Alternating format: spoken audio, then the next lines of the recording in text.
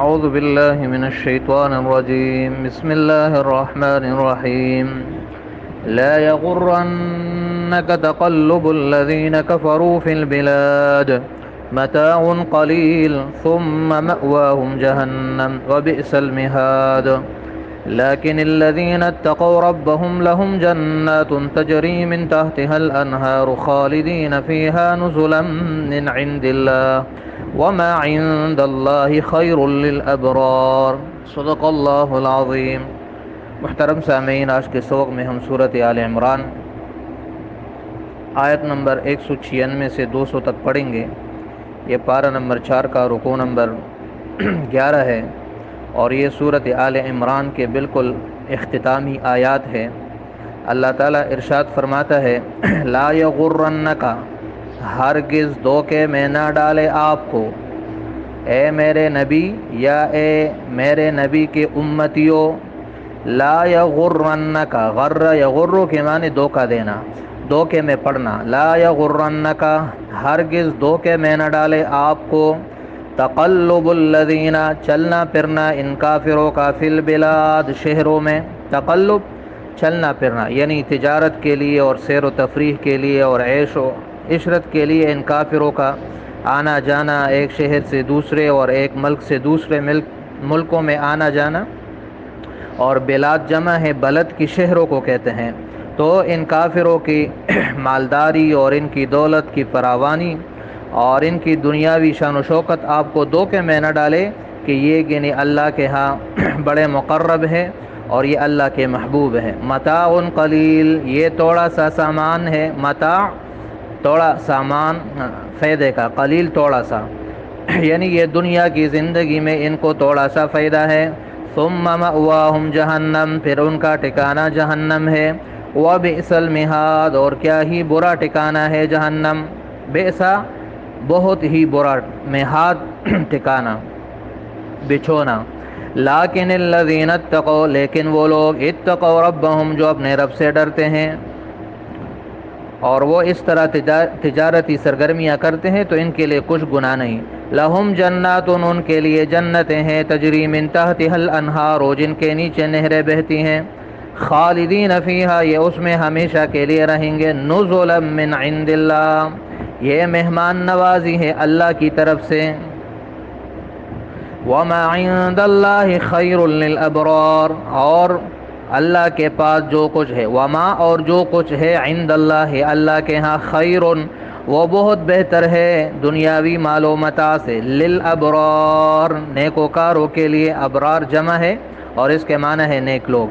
وَإِنَّ مِنْ أَهْلِ الْكِتَابِ، اور بے شک اہل کتاب میں سے، لمن کچھ ایسے بھی ہیں، یؤمنوا باللہ جو ایمان رکھتے ہیں اللہ پر. وما انزل الیکم، اور اس کتاب پر جو نازل ہوا تمہاری طرف اے مسلمانوں، یعنی قرآن پر. وما انزل الیہم، اور ان کتابوں پر جو ان کی طرف نازل ہوئے یعنی تورات و انجیل. خاشعین للہ، وہ ڈرتے ہیں اللہ سے. لا یشترون، وہ نہیں لیتے، بآیات اللہ اللہ کی آیتوں کے بدلے میں، ثمنا قیمت، قلیلا تھوڑا، یعنی اپنے مفادات اور دنیا کے لیے وہ دین کو نہیں بیچتے. اولئک لہم اجرہم، یہی وہ لوگ ہیں جن کے لیے ہے اجرہم، ان کا اجر، عند ربہم، ان کے رب کے ہاں.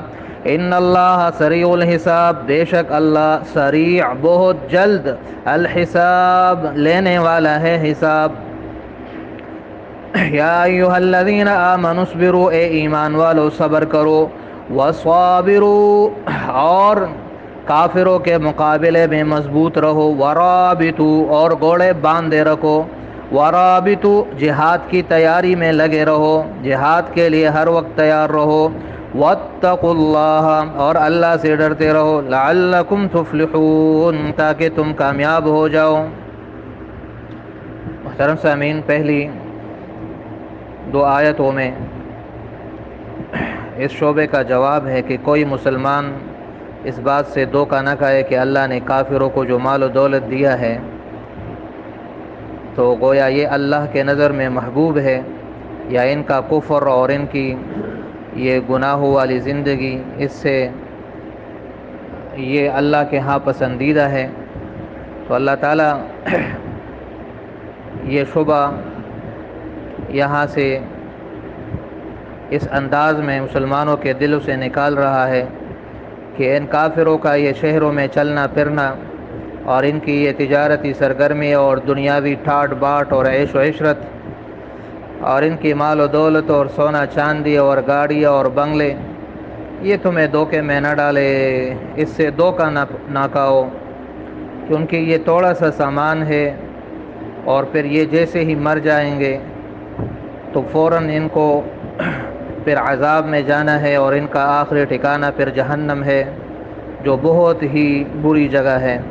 لہذا اس کے مقابلے میں ایک وہ غریب آدمی جو مسلمان ہے اور مومن ہے، اگر کہ اس کے پاس دنیا کا مال و متاع نہیں ہے یا کم ہے، وہ اس کافر سے 1000 گنا بہتر ہے، کیونکہ اس کا آخری ٹھکانہ جنت ہے۔ باقی مال اور دولت، اس کی زیادتی اور کمی یہ اللہ کی مرضی پر ہے، نہ کہ ایمان اور اعمال صالحہ پر ہے۔ یعنی یہ نہیں ہے کہ جو جتنا نیک ہوگا اس کے پاس اتنا مال بھی زیادہ ہوگا، اور یہ بھی نہیں ہے کہ جو جتنا گناہگار ہے اس کے پاس مال کم ہوگا، یہ اس پر موقوف نہیں ہے، یہ اللہ کی مرضی ہے۔ آگے ان مومنوں کی استثناء ہے کہ جو اللہ سے ڈرتے ہیں اور ہر حال میں اللہ کو یاد کرتے ہیں، تو وہ اگر تجارت کرتے ہیں اور زمینیں اور جائیدادیں بناتے ہیں تو ان کے لیے کوئی فکر کی بات نہیں ہے۔ یہ دنیاوی ضروریات اگر وہ اپنے پاس رکھتے ہیں اور اس میں اللہ کا حق ادا کرتے ہیں تو ایسے لوگوں کے لیے جنتیں ہیں اور اعلیٰ نعمتیں ہیں جس میں وہ ہمیشہ رہیں گے، اور ان کو اللہ کی طرف سے خاص مہمان نوازی ملنے والی ہے جنت میں۔ اللہ ہماری نصیب کرے۔ اللہ کی مہمان نوازی وہ سبحان اللہ ایسی ہوگی جو اللہ کے شان کے مناسب ہے، اور پھر اللہ کے پاس جو نعمتیں ہیں اس کا تو کوئی تصور بھی نہیں کر سکتا۔ تو اجمالاً اتنا ہے کہ وہ بہت بہتر ہے نیک لوگوں کے لیے۔ آگے آیت نمبر 199 میں اہل کتاب میں سے جو لوگ مسلمان ہوئے، جیسے عبداللہ بن سلام اور ثعلبہ اور اسد اور اسید اور اصحمہ نجاشی جو حبشے کا بادشاہ تھا وغیرہ، ان کی تعریف ہے کہ یہ اللہ پر اور اپنی کتاب پر اور قرآن پر ایمان رکھتے ہیں اور اللہ سے ڈرتے ہیں، ان کو بھی ان کا اجر ملے گا، اور اللہ بہت جلد حساب لینے والا ہے کہ آدھے دن میں سارے انسانوں کا حساب کتاب اللہ مکمل کر دے گا قیامت کے دن۔ آخری آیت میں پھر جہاد کی ترغیب ہے کہ اے مومنو صبر کرو۔